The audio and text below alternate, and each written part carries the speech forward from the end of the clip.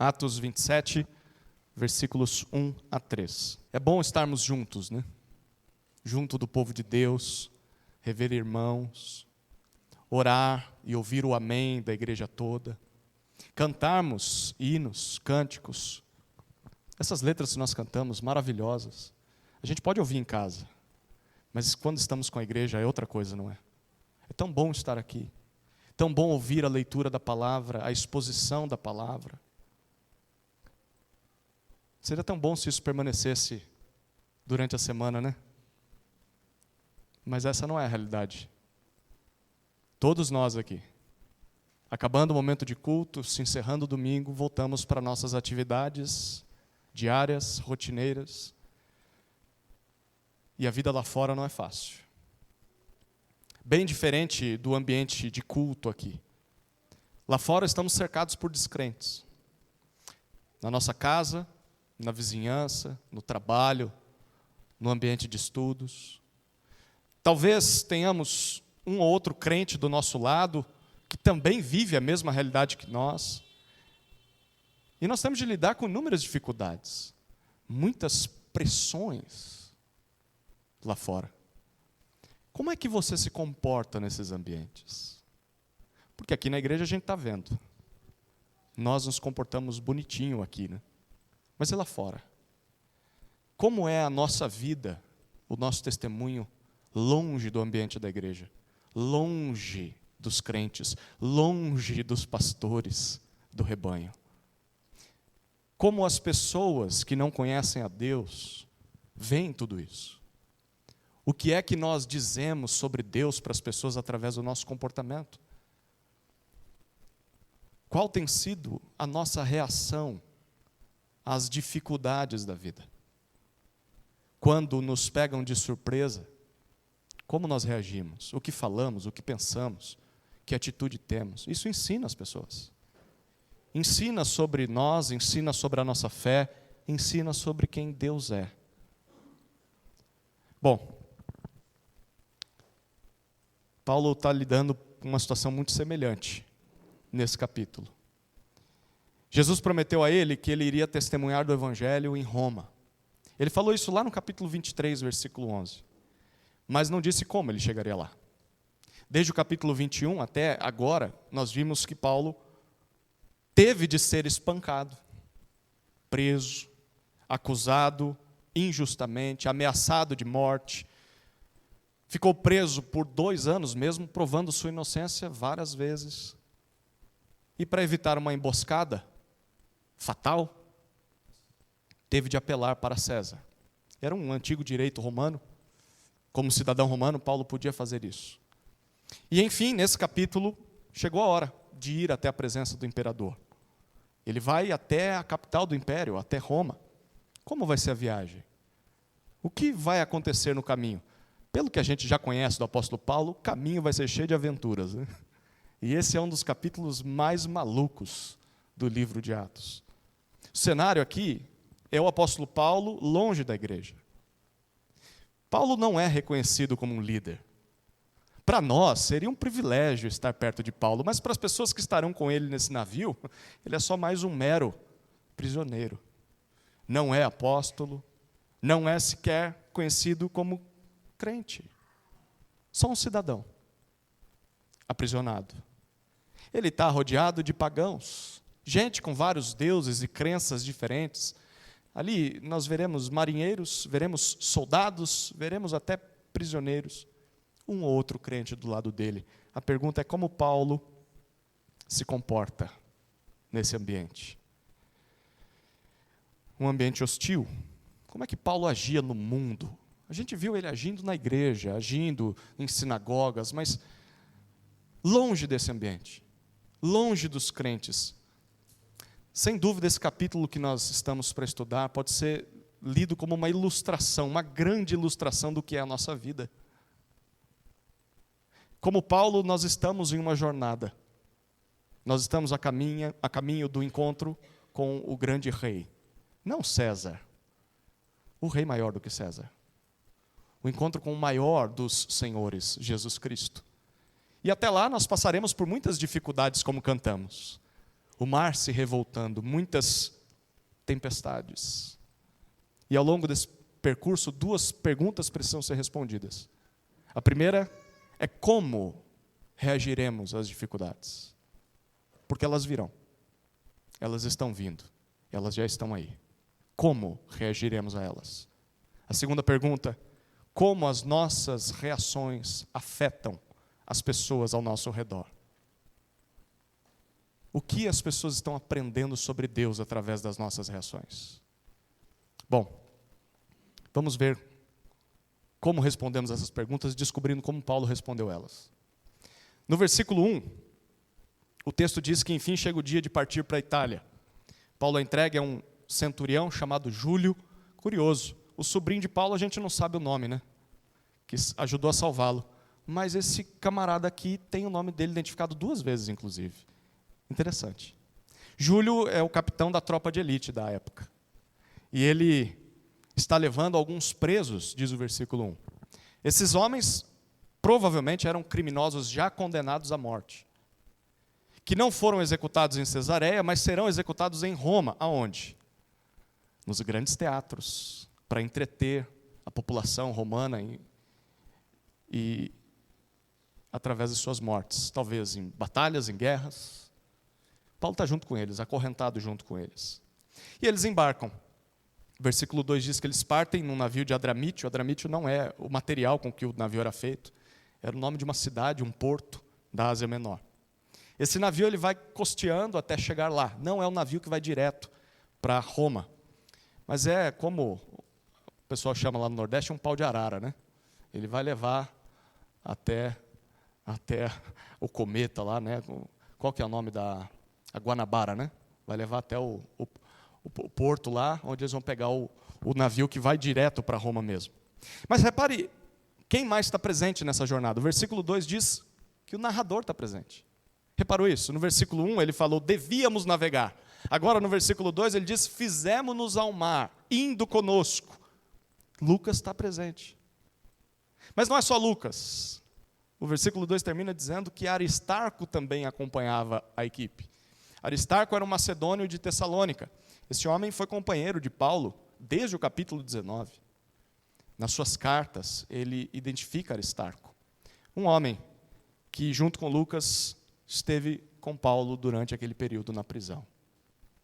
Paulo passou por tudo isso por 2 anos.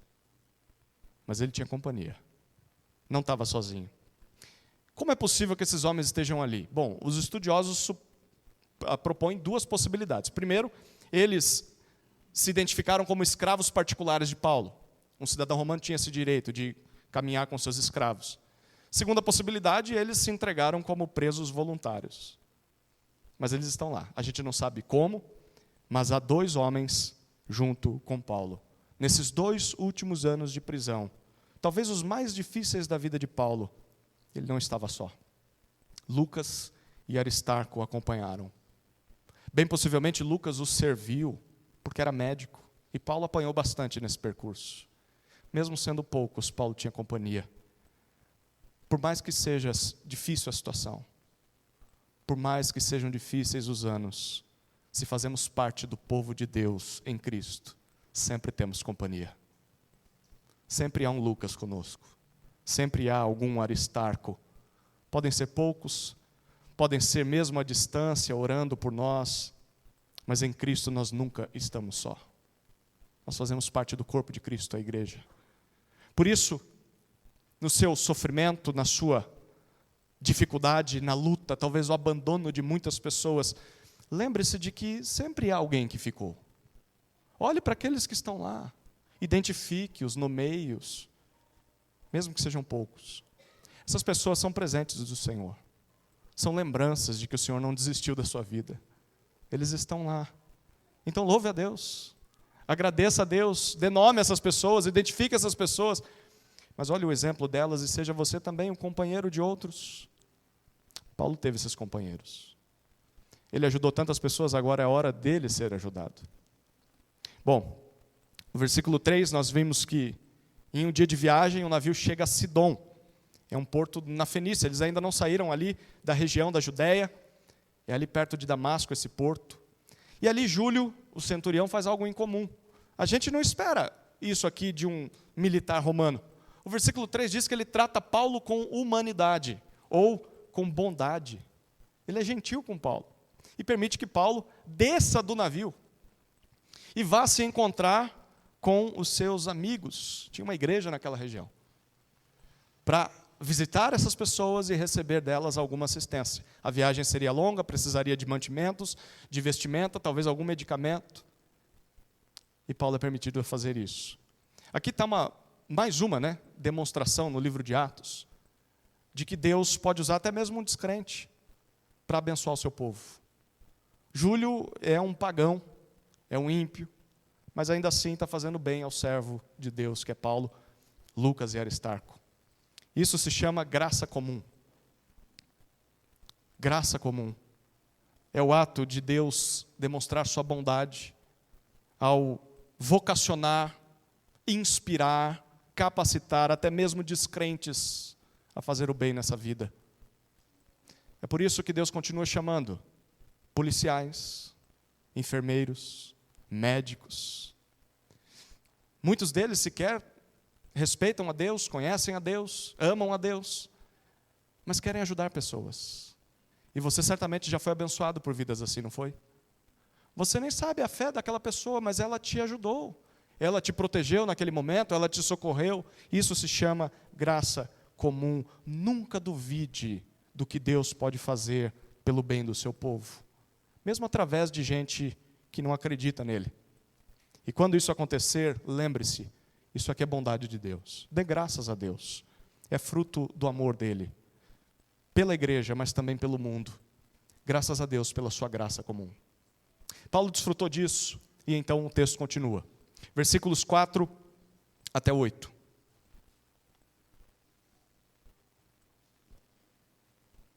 Partindo dali, navegamos ao abrigo da ilha de Chipre, porque os ventos eram contrários.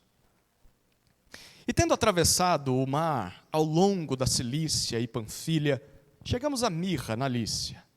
Nesse ponto, o centurião encontrou um navio de Alexandria, que estava de partida para a Itália, e nos fez embarcar nele. Navegando vagarosamente muitos dias, foi com dificuldade que chegamos às imediações de Quinido, não nos sendo permitido prosseguir por causa do vento contrário, navegamos ao abrigo de Creta, na altura de Salmona, costeando a ilha com dificuldade. Chegamos a um lugar chamado Bons Portos, perto do qual estava a cidade de Lazéia. Bom, de Sidom o navio navega, contornando a ilha de Chipre. Você lembra dessa ilha, né? É a ilha de Barnabé. Paulo já esteve lá, passou por lá nas suas viagens missionárias. Mas esse não é um caminho natural a se seguir. Aquele navio de transporte deveria ir direto. Eles estão aqui e a Ásia Menor está aqui. Esse navio deveria fazer uma linha reta, mas ele não consegue. Ele faz o contorno da ilha de Chipre. A pergunta é, por quê? O versículo 4 diz, os ventos eram contrários. Guarde essa informação. Há algo acontecendo na natureza que está mudando os planos humanos. Algo está conduzindo as pessoas deste navio a lugares e a encontros que eles não tinham planejado. A pergunta é quem? O que é que está produzindo isso? O texto vai responder daqui a pouco. Versículo 5 diz que eles atravessam o mar, passando pela Cilícia e Panfilha, é o sul da Galácia, e então chegam a Mirra, na Lícia, que é um porto na Ásia Menor. No versículo 6 nós lemos que nesse lugar eles trocam de embarcação. Agora eles saem do Pau de Arara e pegam Guanabara. Agora sim eles vão em um navio que vai direto para a Itália. O centurião encontra um navio que está vindo de Alexandria. Alexandria é o Egito. E ele está indo para a Itália. Então ele coloca todo mundo a bordo. Esse tipo de navio aqui era carregado de grãos, de mantimentos. Em Roma, A população foi crescendo, faltava alimento em Roma. E a terra lá não era tão própria para a produção de grãos. Por isso, se exportava do Egito. Esse navio iria alimentar as bocas famintas dos romanos. Ele tinha pressa. Nada melhor do que esse navio, né? O centurião coloca todo mundo lá dentro. Mas pressa não combina muito bem com navegação. Diz o versículo 7, que por muitos dias eles navegam vagarosamente, com lentidão. E o texto diz que eles fazem isso com dificuldade. Você reparou que eu ressaltei a leitura dessa palavra, né? Porque ela vai aparecer mais algumas vezes no texto. Até que eles chegam a Quinido, que era um porto próximo de Mileto, em Éfeso. Ou de Mileto e de Éfeso ali. E é nesse lugar, olha o versículo 7 ainda, que eles descobrem que não poderão prosseguir. A rota normal era uma linha reta para a Europa. O motivo, diz o versículo 7, por causa do vento contrário. Interessante. Olha o vento aparecendo de novo aí. O versículo 7 termina dizendo que então eles navegam para o sul, ao abrigo da ilha de Creta, passando pela costa oeste, ou melhor, leste dela, estão contornando a ilha, uma região que era rochosa, chamada Salmona. E mais uma vez no versículo 8 nós lemos que eles costeiam a ilha com dificuldade, olha a palavrinha mais uma vez aí, segunda ocorrência dela. Até que eles chegam a um lugar chamado Bons Portos, é o sul da ilha de Creta. E ali eles ficam. Enfim, parece que a coisa vai melhorar, né? Bons portos, né? Então, só pode ser coisa boa aí. Será mesmo? Bom, antes de descobrir o que vai acontecer, perceba que interessante. Nós temos lido o livro de Atos já há alguns anos, e pelo que a gente leu, Paulo nunca esteve em Creta. Mas nós sabemos que ali houve uma igreja, que vai ser pastoreada, pelo menos por um tempo, por Tito. Por isso nós temos a carta de Paulo a Tito. O versículo 9, a gente vai ler ele daqui a pouco, mas nós vamos descobrir que ali em Creta eles ficam muito tempo. Essa expressão pode significar muitos dias, semanas, não meses, mas pelo menos algumas semanas. É curioso. O que você acha que fez Paulo parar justamente na ilha de Creta? Um lugar que ele nunca planejou estar. O que você acha que ele fez lá? Muito tempo parado esperando o navio partir. Ele pregou o evangelho, né? Bom, se não havia uma igreja lá, agora há. Ele pregou, alguém se converteu e plantou uma igreja. É bem possível que não seja isso, é bem possível que a igreja já existisse. E então ele conhece as pessoas, conversa com elas, descobre os problemas da ilha de Creta. E isso vai resultar na futura missão de Tito, que resulta na carta de Paulo a Tito, uma das mais preciosas do Novo Testamento para nós. O que será que está por trás de tudo isso? Quem teria soprado os ventos contrários desde o início da jornada? Empurrando o navio até Creta? Seria apenas acaso? Coincidência? Sorte ou azar? É isso? Ou será que tem um Deus todo-poderoso conduzindo Paulo exatamente para onde ele queria? O que você acha? Está óbvio, não está? Pelo que a gente tem lido em Atos, nesse mundo criado e orquestrado por Deus não existem coincidências. Se Deus permite dificuldades aparecerem em nossa jornada, é porque certamente Ele tem um propósito para isso. Ele tem um plano para nós. No caso de Paulo, foi a oportunidade de conhecer a ilha de Creta, saber das dificuldades da igreja ali. Mas e no seu caso? Que oportunidades, as dificuldades que você tem passado, tem te concedido? Talvez as dificuldades que você tem enfrentado tenham te dado a possibilidade de pregar o evangelho a pessoas que você nunca imaginou pregar. A testemunhar de Cristo a pessoas que você nem sabia que existiam. Talvez as suas dificuldades te colocaram numa situação de conhecer pessoas novas, conhecer crentes novos, conhecer igrejas novas, servir essas pessoas. Talvez as suas dificuldades tenham simplesmente te dado a oportunidade de servir alguém que precisa de ajuda. Simplesmente porque você ama Jesus e você pode ajudar essa pessoa. Você tem aproveitado essas oportunidades? Não se desespere se por causa das dificuldades os seus planos tiverem de ser mudados. A vida marcada por isso. O tempo todo a gente tem que mudar de planos. Ao invés de nos desesperarmos, deveríamos nos lembrar de que há um Deus soberano. Um Deus que cuida da história, que orquestra as coisas, que produz encontros, situações, oportunidades, e então aproveitá-las para testemunhar de Jesus, para amar pessoas, para falar de Cristo. Olha os versículos 9 até 12, a história continua.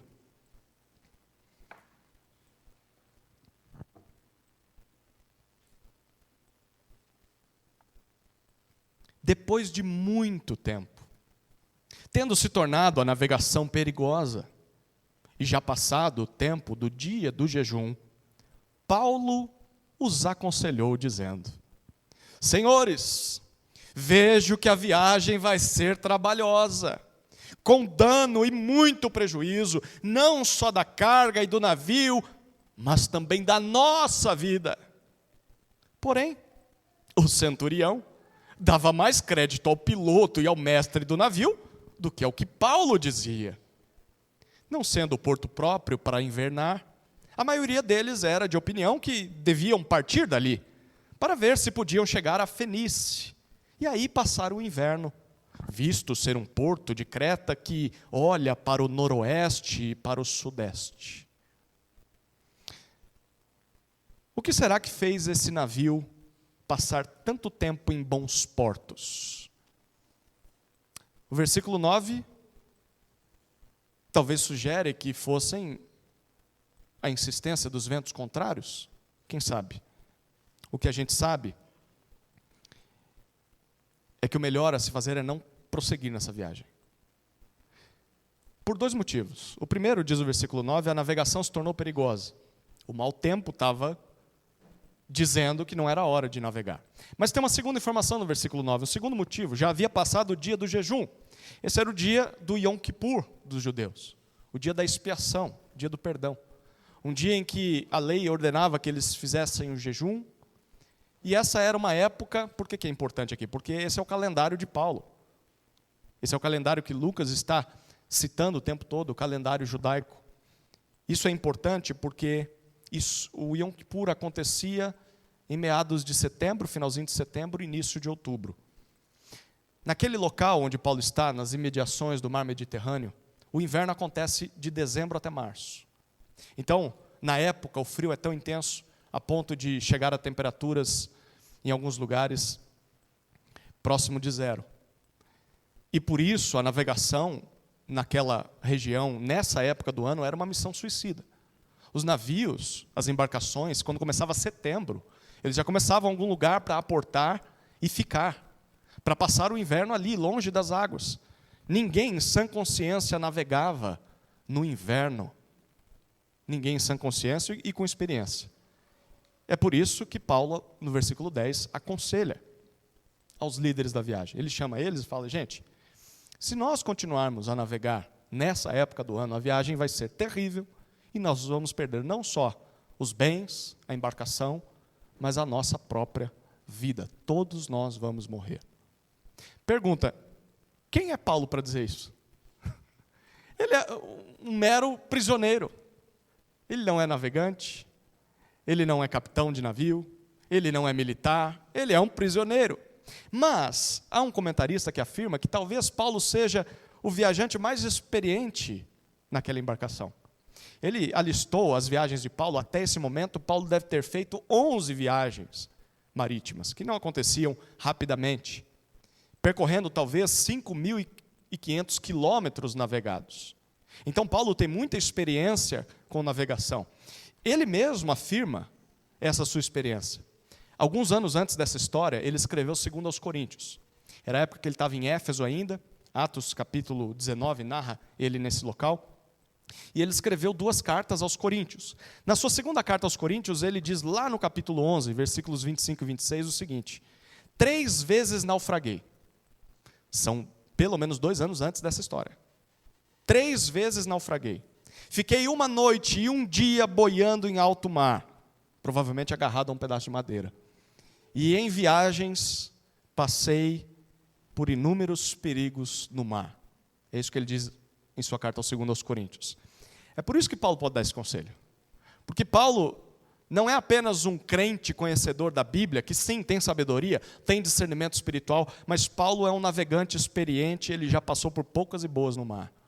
Então, por intuição, por experiência, ele diz, vai dar ruim. Vai morrer todo mundo se a gente entrar nesse mar. É claro que as pessoas ao redor de Paulo não sabem da sua experiência, não reconhecem isso, e o versículo 11 diz que o centurião foi bondoso com Paulo alguns dias atrás, mas agora não dá, né? O centurião, diz o texto, dá mais crédito ao piloto, que era o capitão do navio, e ao mestre, bem possivelmente o dono do navio, do que a Paulo. Se a gente for bem honesto, a gente faria a mesma coisa, né?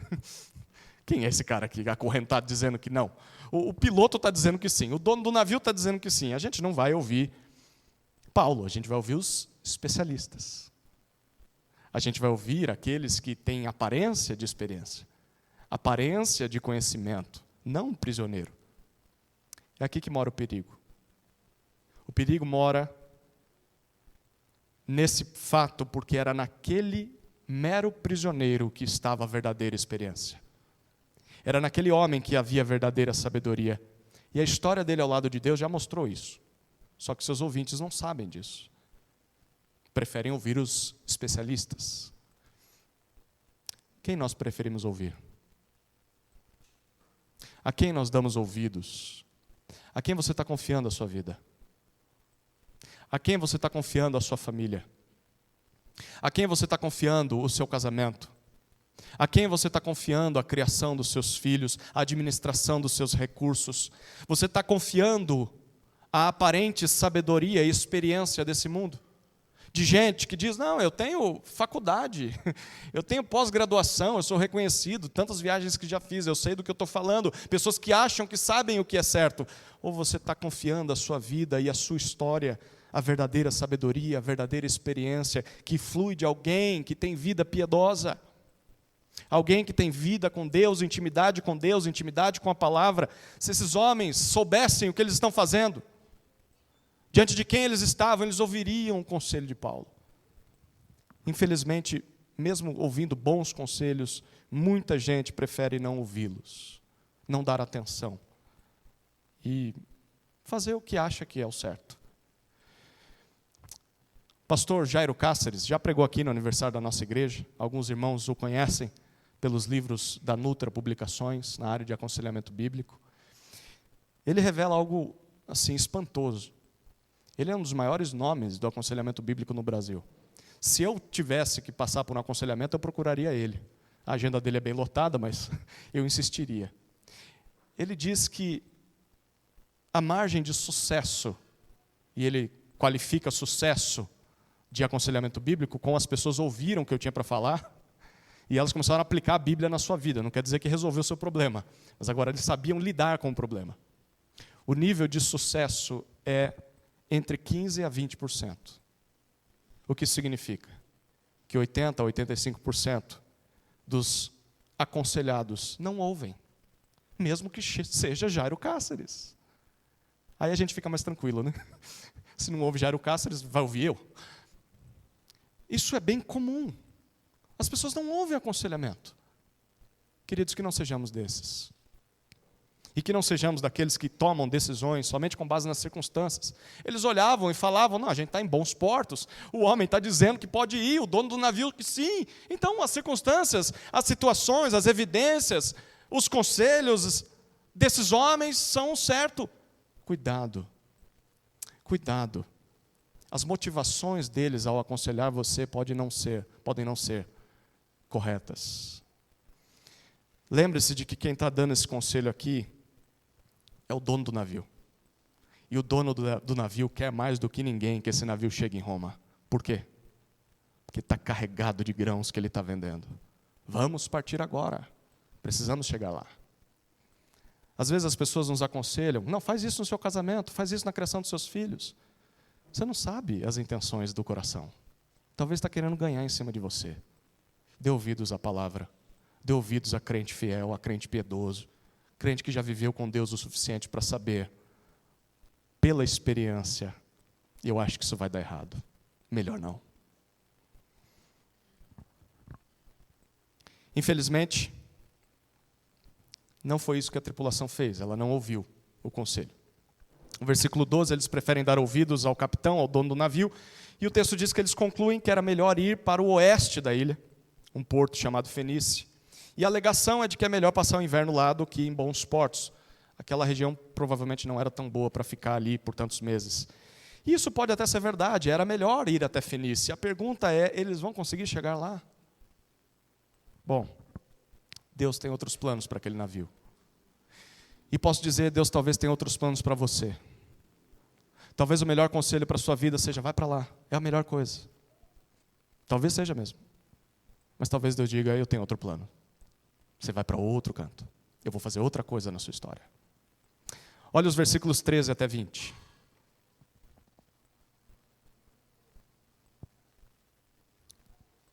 Soprando brandamente o vento sul, e pensando eles ter alcançado o que desejavam, levantaram âncora e foram costeando mais de perto a ilha de Creta.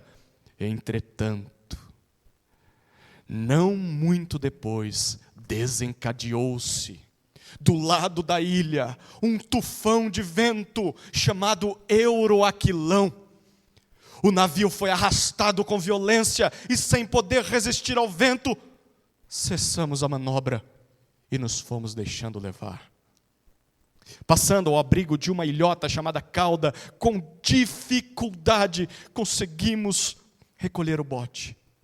Tendo içado o bote, os marinheiros usaram de todos os meios para reforçar o navio com cabos de segurança, e temendo que fossem encalhar nos bancos de areia de Sirte, desceram as velas e foram à deriva.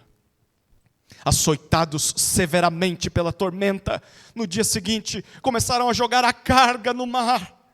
E no terceiro dia, nós mesmos, com as próprias mãos, lançamos ao mar a armação do navio. E não aparecendo, havia já alguns dias, nem sol, nem estrelas, caindo sobre nós grande tempestade, dissipou-se, afinal, toda a esperança de salvamento.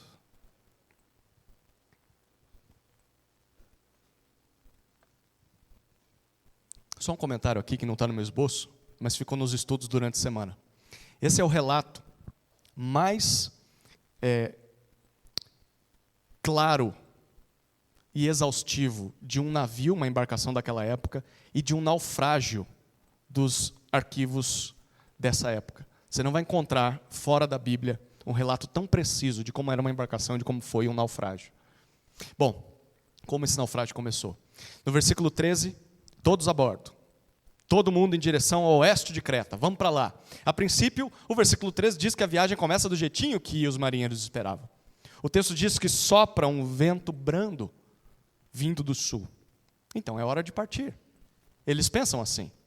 Então os marinheiros acham, bom, a gente já tem condições climáticas para navegar, então levantam âncora. Começam a costear a ilha, bem pertinho da ilha, era a melhor maneira de navegar naquela época. Tudo parece melhor do que o planejado. O versículo 14 começa com entretanto. Entretanto, não muito tempo depois, do lado da ilha, então da parte norte, se desencadeia um tufão de vento, que tem até nome, Euroaquilão. Esse vendaval era um velho conhecido dos navegantes da época. Por isso eles já tinham dado um nome para ele. Na época os gregos chamavam de outro nome, os romanos também, mas futuramente foi conhecido como Euroaquilão. Era um vento fortíssimo. Um vento que vinha do nordeste asiático, vinha lá da região onde a gente poderia identificar como a China. Esse vento vinha muito forte, empurrava tudo que tinha pela frente e levava em direção ao sul. O que tem no sul? Tem o continente africano. Bom, isso é bem longe de Roma, né? Roma está para cá. E o vento vai empurrar para baixo. Isso nos lembra, queridos, que sim, tudo começou bem, mas um bom começo de uma má decisão não significa que teremos uma boa chegada. Um bom começo de uma má decisão não significa que teremos uma boa chegada. Se você está escolhendo dizer não ao conselho de Deus, você escolheu isso. E talvez as circunstâncias aparentemente são boas. É um vento brando que está te levando. E você diz, está vendo, não pode ser contrário a Deus, porque está dando tudo certo. Eu estou prosperando financeiramente, a minha saúde, eu estou forte como um leão, está dando tudo certo na minha vida. Mas a sua decisão foi errada. Você escolheu o casaco errado.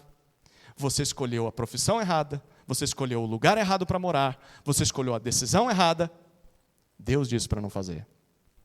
O começo pode ser bom, aparentemente, mas não se iluda. Uma hora ou outra o desastre vai acontecer. Você pode esperar. E olha aqui o desastre. O versículo 15 nos diz que o navio é arrastado com violência pelo vento.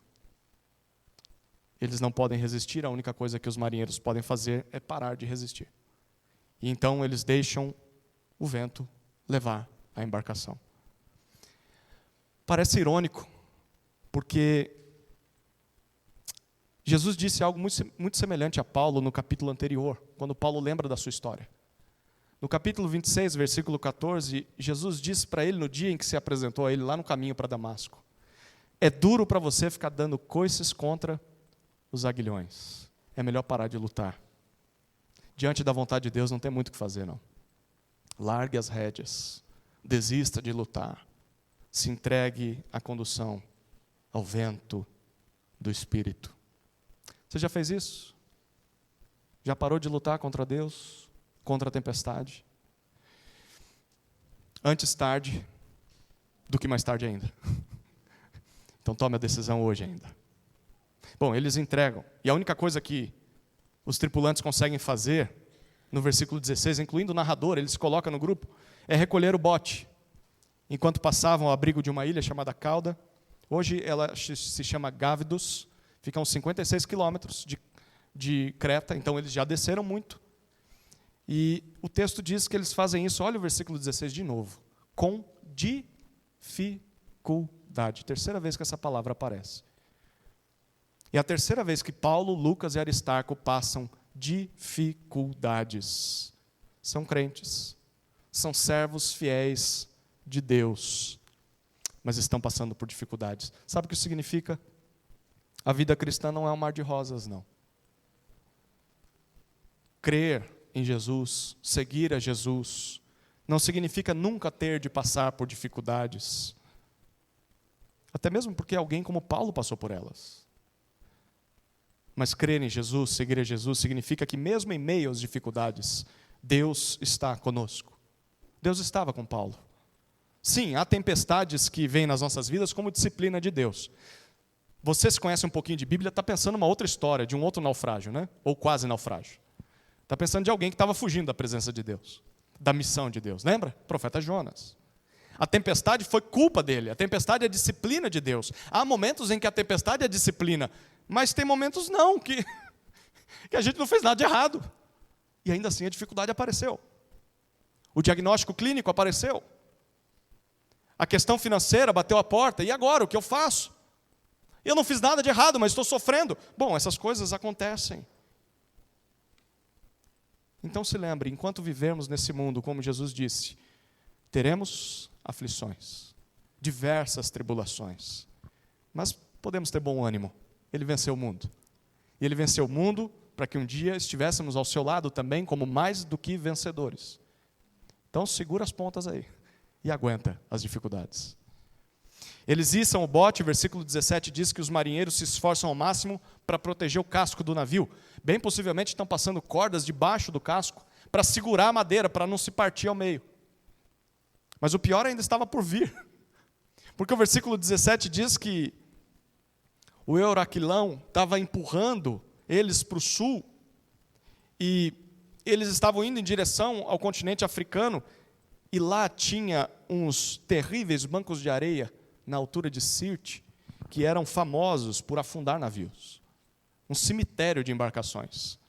Era o terror dos marinheiros, ninguém queria chegar perto daquele lugar. E o vento está levando eles exatamente para aquele lugar. Então o versículo 17 diz que eles estão com medo de chegar lá, e por isso eles descem as velas. O vento estava empurrando para lá. Desce a vela, o vento não empurra mais.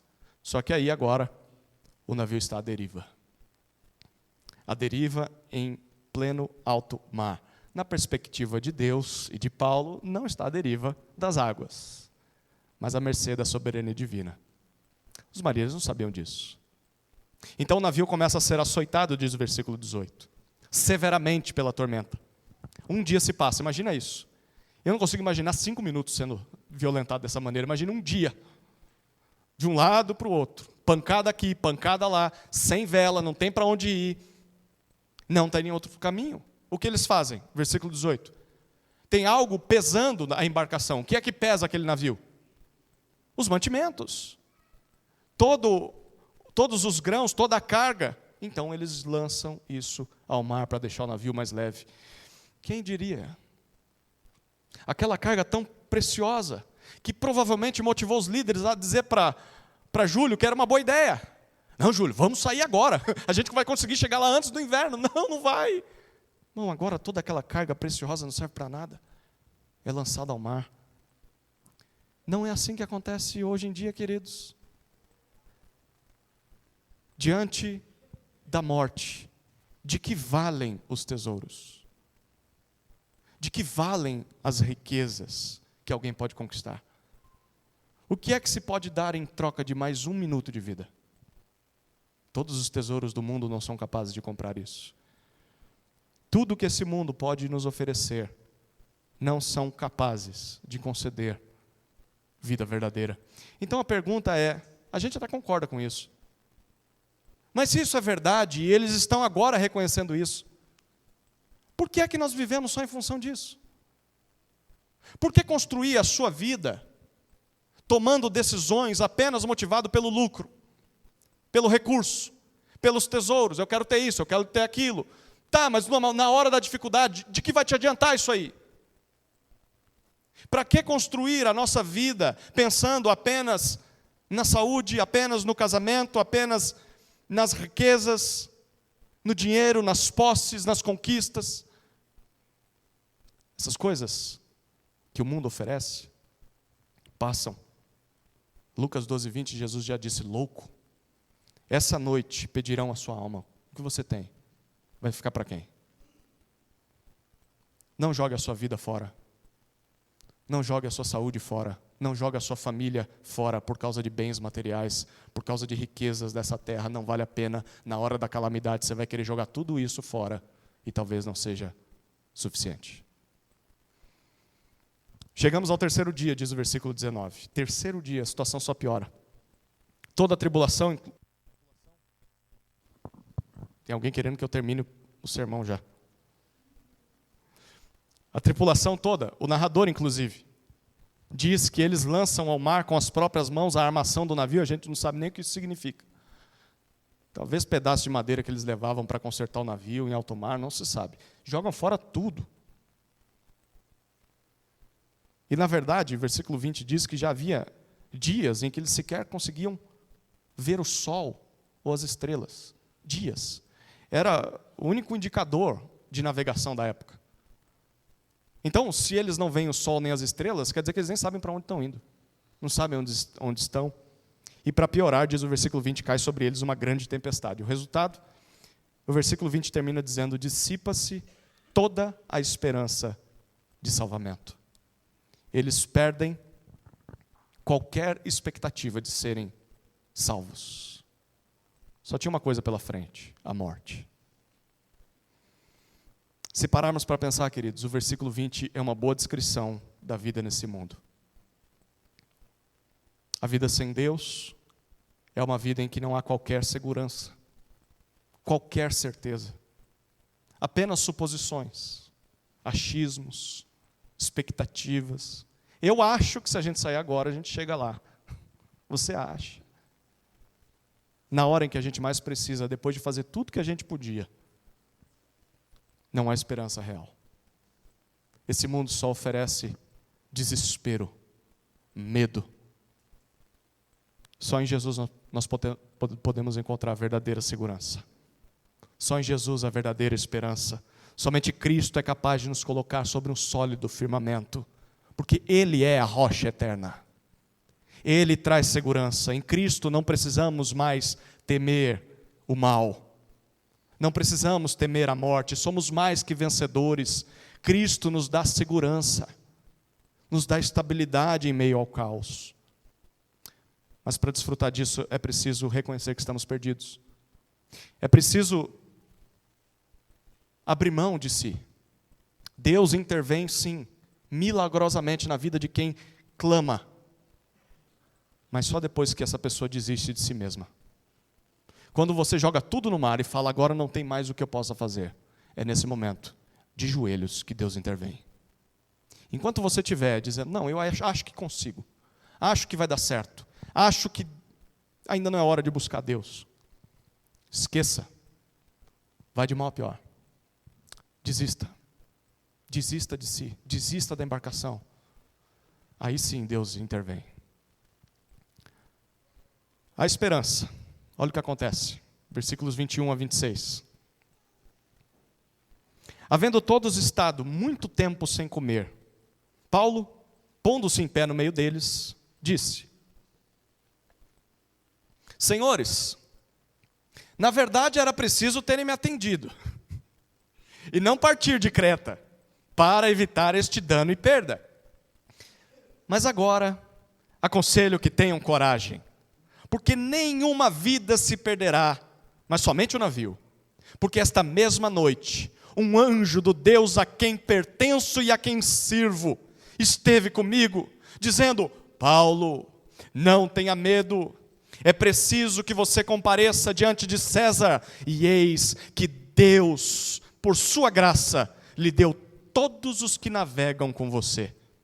Portanto, senhores, tenham coragem, pois eu confio em Deus que tudo vai acontecer conforme me foi dito.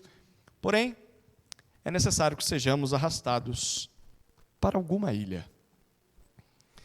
Durante todos esses dias de tormenta, ninguém conseguiu comer, diz o versículo 1. Também quem ia conseguir comer, né? Comida indo de um lado para o outro, navio de um lado para o outro. Todo mundo está desesperado nesse navio, menos uma pessoa. Paulo. O versículo 21 diz que em meio à tempestade ele se levanta. E ele diz: Senhores, eu bem que avisei.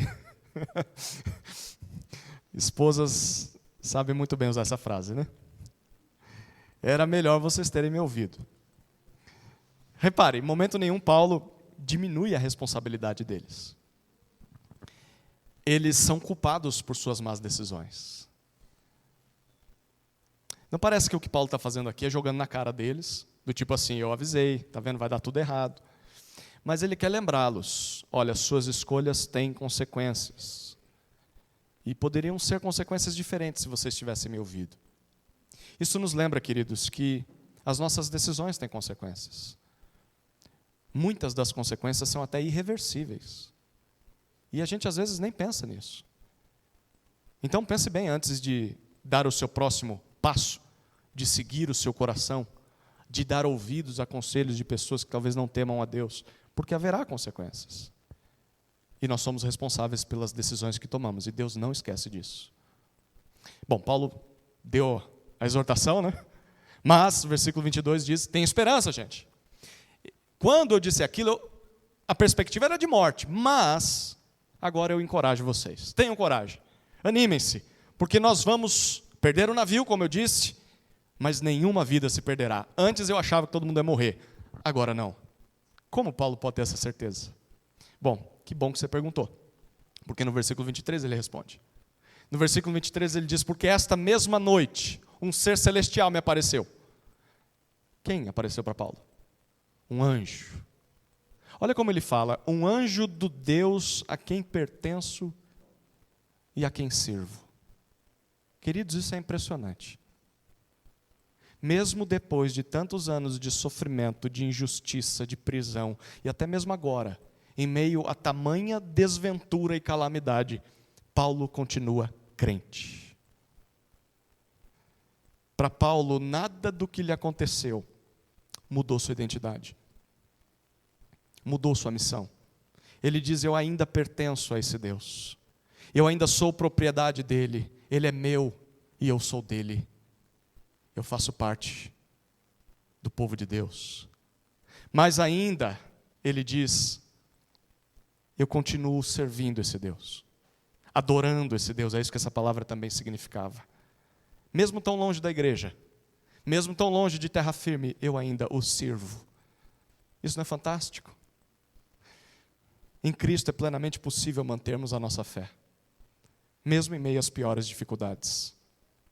Por mais cruel que seja a tormenta, por maior e intensa que seja a tempestade na sua vida, por causa de Cristo, você ainda continua sendo propriedade de Deus. Ele não te perdeu. Você não foi para tão longe a ponto dele não te achar mais. Ele sabe exatamente onde você está. Você ainda pertence a Ele. E por mais difícil que seja a situação, você continua tendo um trabalho a cumprir, servi-lo, testemunhar dele, mesmo em meio a mar aberto. Paulo repete as palavras que o anjo lhe disse no versículo 24. O anjo falou para ele: não tenha medo. Tem duas boas notícias para você. Primeiro, é preciso que você compareça diante de César. Deus vai usar você para pregar o evangelho ao imperador romano. E por essa causa, segunda boa notícia, Deus, olha o texto o que diz, por sua graça, pelo favor imerecido de Deus, Ele lhe deu todos os que navegam com você. Todas essas vidas estão em tuas mãos, Paulo. Conclusão, versículo 25. Portanto, senhores, tenham coragem, como eu tenho, porque eu confio no Deus que falou comigo. Eu confio nesse Deus. Tudo que Ele disse, tudo que Ele prometeu, se cumprirá. Porém, versículo 26, para que isso aconteça, a gente tem que ser arrastado para alguma ilha. Isso o anjo não revelou qual ilha é. Mas a gente vai chegar numa ilha. Esse texto é maravilhoso, né? Todos naquele navio estão diante de alguém confiante, alguém convicto. Não por si mesmo. Paulo não é o super-herói. A gente já viu erros, inúmeras falhas desse homem. Mas porque Paulo confia na palavra de Deus. Paulo confia na promessa de Deus. A fé de Paulo, a fé naquilo que Deus diz, o leva a agir com segurança, com confiança, com sobriedade. Não é isso que deveria acontecer conosco, queridos, todos os dias? Se nós confiássemos mais naquilo que Deus diz, se nós dessemos mais atenção à palavra dEle, por causa do caráter dEle, que é fiel, nós cantamos isso hoje, talvez nós não teríamos tanto medo. Se confiássemos mais, talvez não teríamos tanta covardia diante dos males desse mundo, das ameaças desse mundo. Queridos, o único caminho para termos coragem, para termos calma, bom ânimo diante das calamidades, das incertezas da vida, o único caminho é confiarmos no que Deus diz, plenamente, completamente. Quanto mais fé na palavra nós tivermos, mais ousadia nós teremos. E aí vamos estar prontos para enfrentar as tempestades da vida. Paulo confiava em Deus. E então vem os versículos 27 a 32, olha a leitura.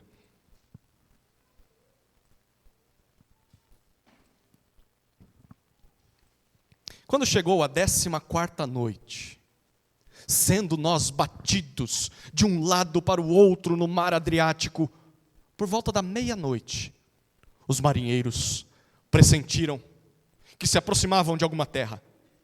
E lançando a sonda, viram que a profundidade era de 36 metros. Passando um pouco mais adiante, tornando a lançar a sonda, viram que a profundidade era de 27 metros. E receosos de que fôssemos atirados contra lugares rochosos, lançaram da popa 4 âncoras e oravam para que rompesse o dia. Nisto, os marinheiros tentaram escapar do navio. Arriaram o bote no mar, a pretexto de que iam largar âncoras da proa.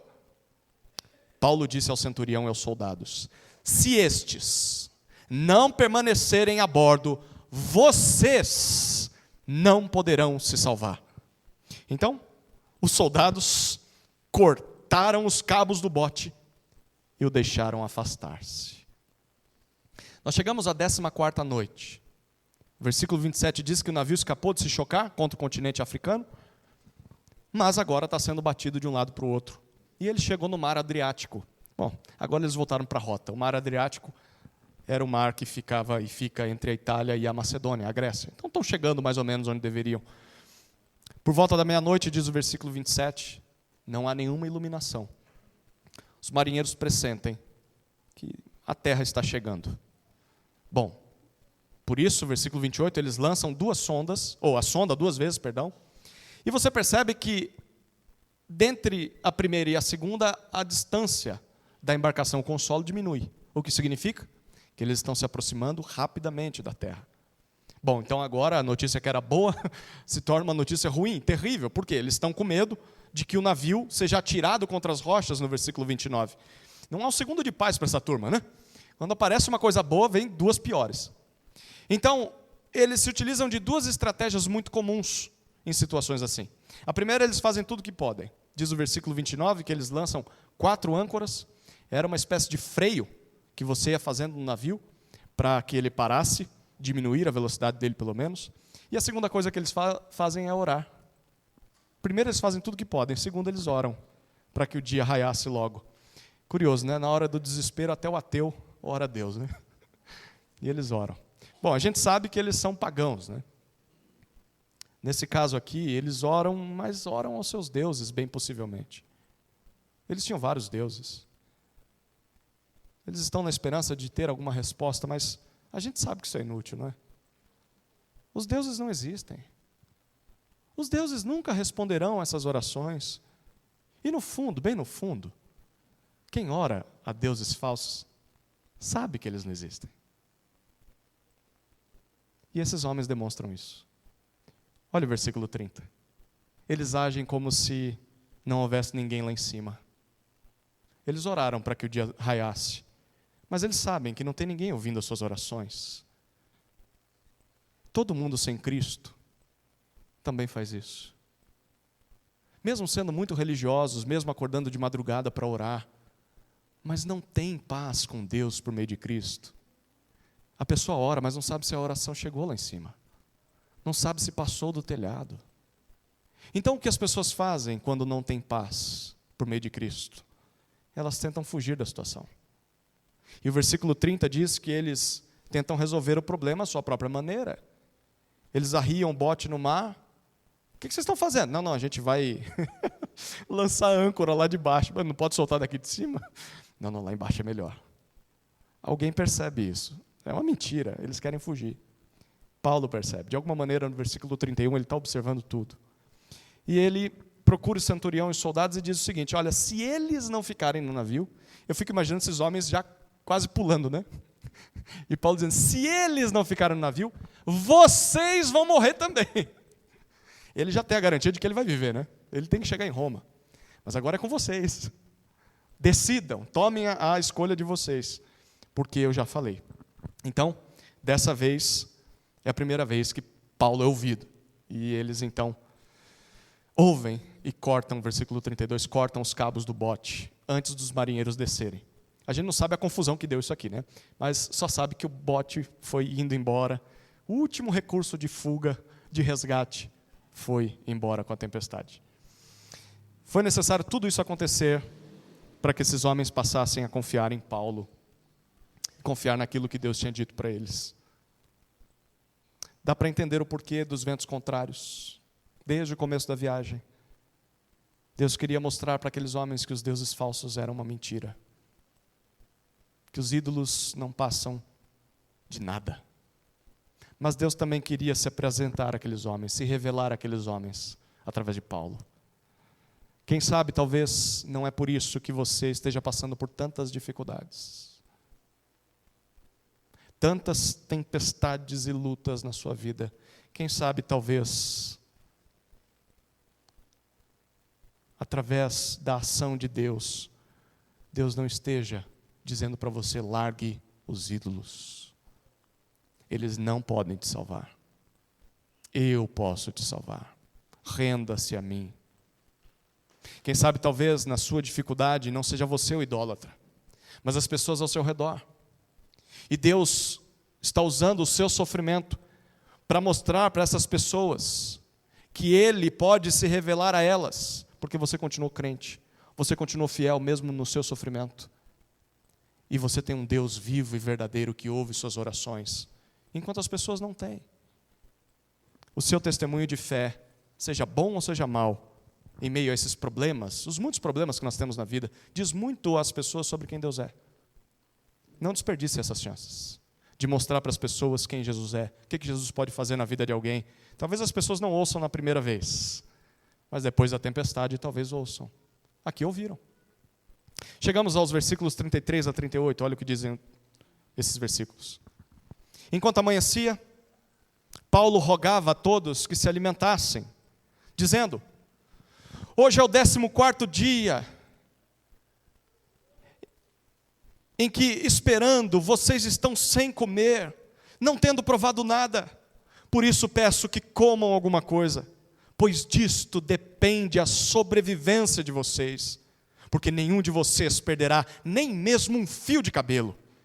Tendo dito isto, pegando um pão, deu graças a Deus na presença de todos, e depois de o partir, começou a comer. Todos ficaram mais animados e se puseram também a comer. Estávamos a bordo do navio 276 pessoas ao todo. Refeitos com a comida, aliviaram o navio, jogando trigo no mar. Enfim, amanhã começa a surgir, e Paulo aproveita a oportunidade para sugerir mais uma coisa. Gente, já faz 14 dias que vocês não comem nada. Por isso eu peço que comam alguma coisa. Pois, olha o que ele diz no versículo 34. Disto depende a sobrevivência de vocês. A palavra sobrevivência aqui é a tradução da palavra grega, também traduzida por salvação. Disso depende a salvação de vocês. E mais uma vez eu repito, nenhum de vocês morrerá. Inclusive, não vou perder sequer um fio de cabelo. Imagina isso. Bom, olha que interessante. Por um lado, Paulo garante que todos viverão, porque Deus tinha dito isso para ele. Mas por outro, Paulo diz, olha, vocês precisam fazer o que está ao alcance de vocês para sobreviverem. E o que está ao alcance de vocês agora? Abrir a boca e mastigar esse pão e engolir esse pão. Vocês precisam de forças para o que está por vir. Então, comam. Em outras palavras, o que Paulo está dizendo aqui, olha, Deus vai salvar vocês, mas vocês não devem ficar com as mãos abanando. Mexam-se. Comam, vocês precisam de forças. Deus irá milagrosamente salvar vocês, mas também contará com seus esforços para fazer isso. Que boa maneira de encarar o dilema entre a soberania divina e a responsabilidade humana, né? Ó, Deus vai salvar vocês. É Deus quem faz o milagre, você pode confiar nisso. Mas você também deve fazer a sua parte. Porque nós somos responsáveis pela nossa parte. No fim das contas, é Deus quem faz tudo. Mas Deus se alegra em fazermos parte do processo. Tem um conselho de um antigo teólogo chamado Inácio de Loyola. Ele dizia assim: trabalhe como se tudo dependesse de você. Se esforce, se empenhe. E então, confie como se tudo dependesse de Deus. E no final das contas, tudo depende dele. Ele te capacitou para trabalhar. Versículo 35 diz que ao dizer isso, Paulo pega um pão. A cena é muito sugestiva, né? Dá graças a Deus publicamente. Senhor, te agradeço por esse pedaço de pão. E dito isso, ele parte o pão e come. Não nos lembra uma cena dos evangelhos isso aqui? Hã? Inclusive, Lucas, que está escrevendo Atos, e também escreveu o Evangelho segundo Lucas, ele usa a mesma palavra usada por ele lá no capítulo 22 de Lucas, quando se referiu a Jesus, quando Jesus deu graças. É a palavra grega eucaristia. Jesus partiu o pão na última ceia, dando graças. Paulo faz a mesma coisa no navio. Significa o quê? Paulo vai fazer uma ceia do Senhor em alto mar, com um monte de marinheiro pagão. Não, não é isso que ele está fazendo. Mas nós sabemos com quem ele aprendeu a agradecer a Deus pelo alimento, não sabemos? E certamente, os seus ouvintes podem não entender nada do que está acontecendo ali, mas ele, Lucas e Aristarco sabem muito bem que esse momento lembrou Jesus. Eles lembraram de Jesus nessa hora. Pela fé em Cristo, nós podemos lembrar de Jesus e agradecer a Deus até mesmo nas piores tempestades. Que oportunidade nós temos, queridos. O barco chacoalhando de lá para cá, tudo caindo ao redor. e você pode pegar um pão, parti-lo e dar graças publicamente a Deus. Um dos ambientes que eu mais gosto de pregar o Evangelho são em velórios. É difícil, esquisito isso, né? Porque no velório está todo mundo desesperado. Alguém diz alguma coisa, por favor. Que oportunidade nós temos de compartilhar o pão do céu com as pessoas nas suas dificuldades.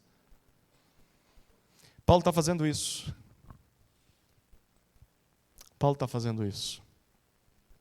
Quando as pessoas veem essa cena, são encorajadas pelo crente a bordo. Então eles ficam animados, diz o versículo 36, também começam a comer. E só agora Lucas informa para nós quantos estão a bordo, versículo 37.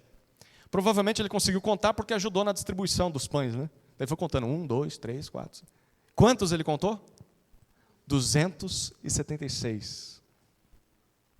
276 pessoas que com a força do alimento, diz o versículo 38, conseguem aliviar ainda mais o peso, jogando o trigo no mar. O resto de comida que tinha, agora é o símbolo de confiança. Não dependemos mais disso. Confiamos de que seremos salvos pelo Deus de Paulo. Versículos 39 a 44, nossa história termina.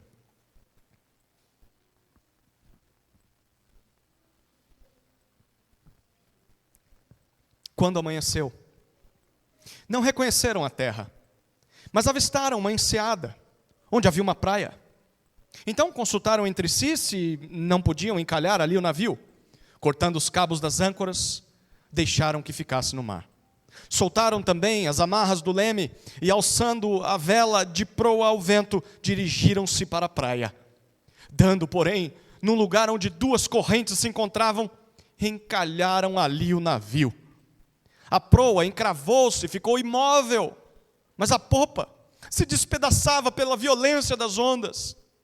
O parecer dos soldados era que os presos deviam ser mortos, para que nenhum deles fugisse nadando.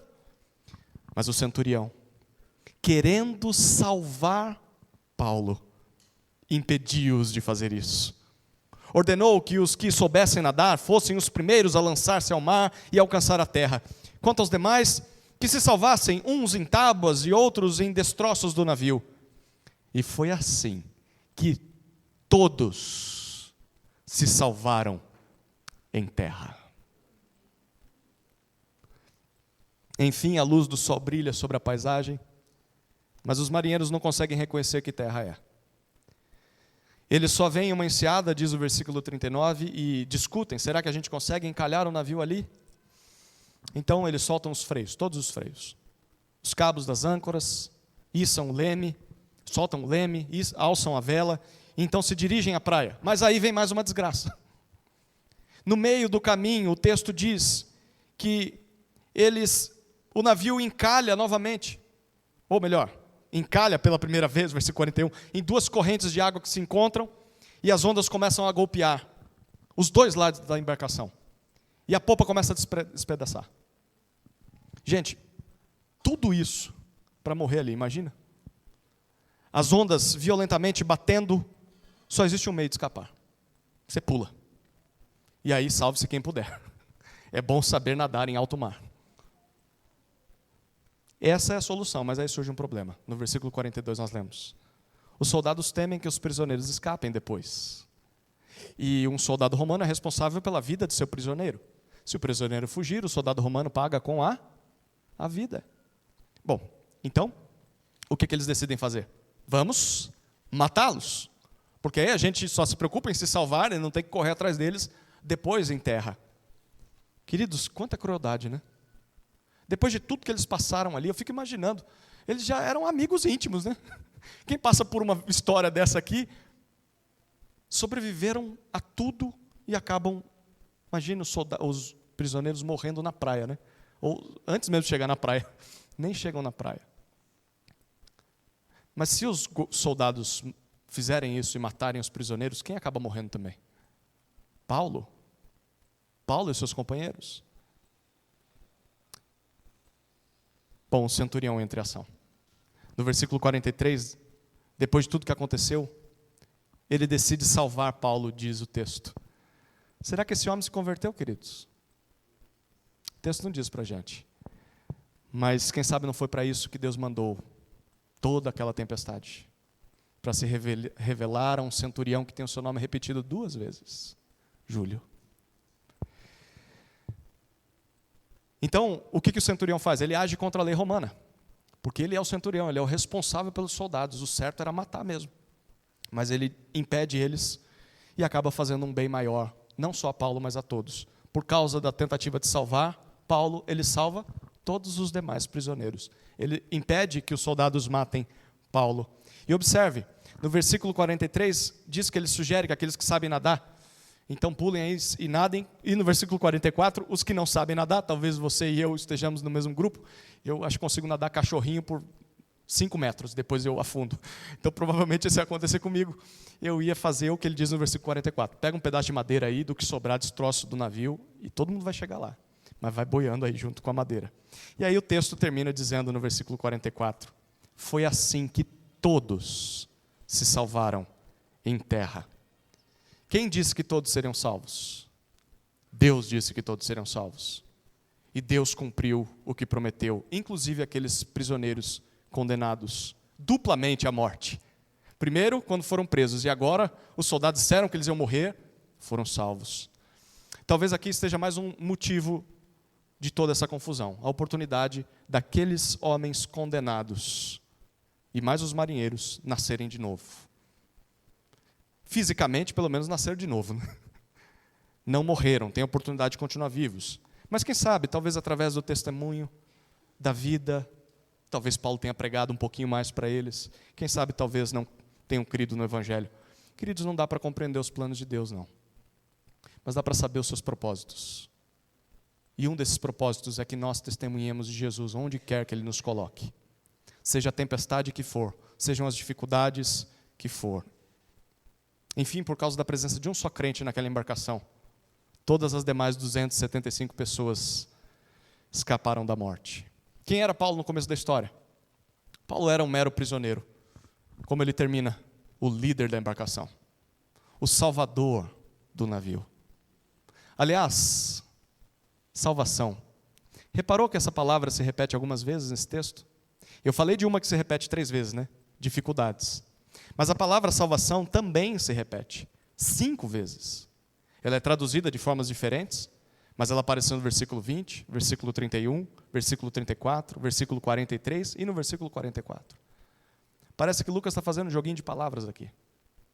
E eu resumi em uma frase o que o capítulo inteiro de Atos 27.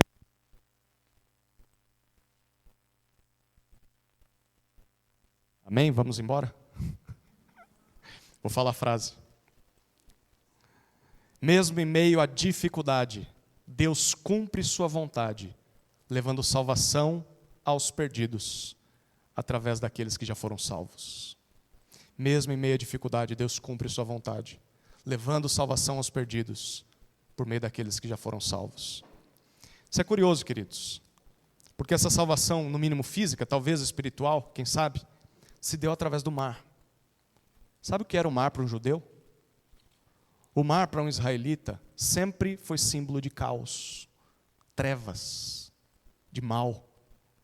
Segundo o profeta Daniel, era do mar que surgiriam as 4 bestas do Apocalipse.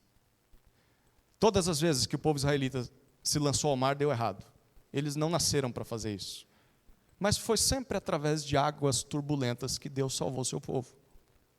Primeiro ele trouxe ordem às águas, enquanto seu espírito pairava por sobre a face das águas. Depois ele salvou o seu povo através de Noé, em uma embarcação no meio das águas. Depois o seu povo é liberto da escravidão no Egito e atravessa as águas, o Mar Vermelho no Êxodo, até que o seu povo chegasse naquele que foi batizado nas águas do Rio Jordão. Cristo é o Salvador, enviado pelo Pai, diferente de Noé, diferente de Moisés, diferente de Jonas, diferente de Paulo, que enfrentou a maior de todas as tempestades em nosso lugar, a terrível ira de Deus. Você ficou com medo dessa tempestade? Imagine a ira de Deus. É muito maior do que essa tempestade. E Jesus veio a esse mundo para acalmar as ondas violentas da justiça divina. Elas se arremessavam contra nós. Elas estavam a ponto de despedaçar a nossa embarcação. Mas para vencê-las, Jesus se lançou voluntariamente nas águas. Ele enfrentou a morte face a face. Enfrentou o juízo de Deus e permitiu que elas o engolissem. Ele foi morto e foi sepultado, para enfim, ao terceiro dia, ressuscitar, sair do ventre da terra. Hoje o túmulo de Jesus está vazio. E aquele túmulo vazio significa que o mar, que representava para um judeu tudo o que era ruim, representava o mal, o pecado, trazia caos, trevas, morte a esse mundo. O túmulo vazio é uma lembrança de que tudo isso foi definitivamente vencido. Em Cristo, todo aquele que nele crê, existe salvação definitiva contra o mal deste mundo. E essa salvação vai ser plenamente desfrutada quando, após a nossa morte, ou ele voltar, ele fizer novas todas as coisas. Como diz Apocalipse 21, novo céu e nova terra, onde o mar já não existe. Não quer dizer que não haverá mal ou mar no novo céu e na nova terra, mas não haverá mais mal. Tudo aquilo que colocava medo, tudo aquilo que gerou caos, tudo aquilo que produziu pecado, trevas, mal nesse mundo, nunca mais estará presente. Nós seremos libertos definitivamente do mal desse mundo. Não sofreremos mais com medo, com doenças, com naufrágios, com morte. E diante dessa perspectiva, Paulo, Lucas e Aristarco, eles já estavam salvos, não estavam? Antes mesmo de entrar no navio, antes mesmo de acabarem nessa praia, eles já estavam salvos eternamente, antes de serem salvos fisicamente. Mas através da reação deles àquela tempestade, da confiança que eles tinham no Deus que os salvou em Cristo, aquelas 273 outras pessoas a bordo, e mais todos os que ouviriam essa história, e você inclusive hoje, eles tiveram a oportunidade única de conhecer o Deus verdadeiro. E quem sabe se render a Ele, crendo em Cristo.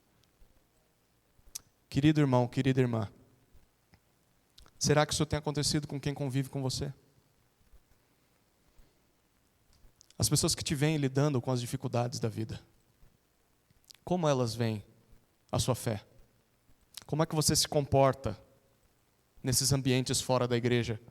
Como é a sua vida, o seu testemunho lá fora? Como você encara as dificuldades? Como você encara as tempestades enquanto é cercado por descrentes, queridos?